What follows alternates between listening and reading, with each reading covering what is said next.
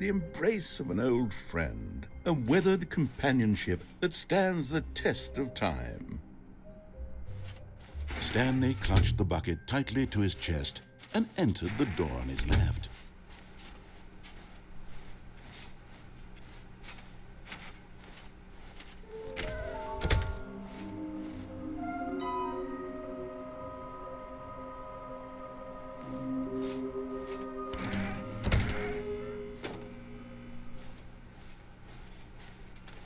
Coming to a staircase, Stanley and the bucket walked upstairs to the boss's office.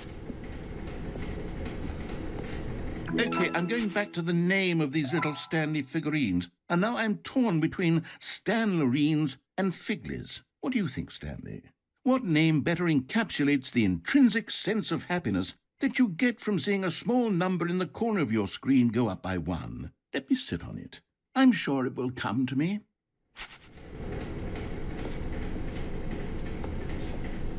But Stanley just couldn't do it.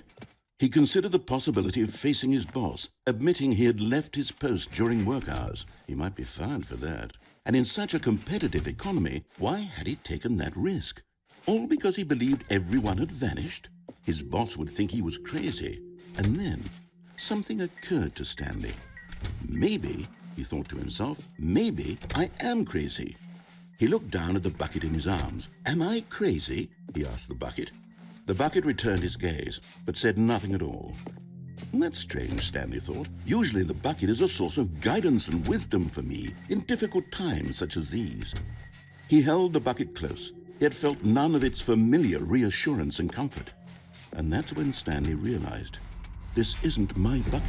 It's just a normal, everyday bucket. Someone else's bucket, perhaps. How did I end up with someone else's bucket? This is all terribly wrong. Surely no good would come from this. Who knows what sorts of bizarre hallucinations Stanley might experience without the psychologically grounding presence of his bucket. And indeed, now he noticed that the rooms were repeating, which was, of course, very odd. And now he felt himself floating off the ground. Oh, gracious, he exclaimed. Without my bucket, I've gone truly mad. Where is it? I must find it.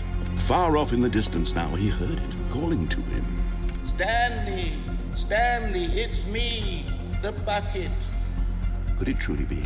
He rushed forward from room to room, passing by one bucket after the next. None of them were his. None of them were his special bucket. Come to me, Stanley. Find me. He had to find the bucket. He had to return to his old friend. It was the only way to truly restore his sanity. And then suddenly, he froze dead in his tracks. He knew where the voice of the bucket had been coming from. The real bucket was inside of him all along. It was incredibly painful. Stanley doubled over in agony and blacked out.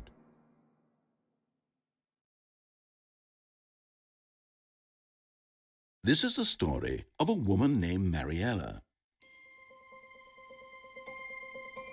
Mariella woke up on a day like any other.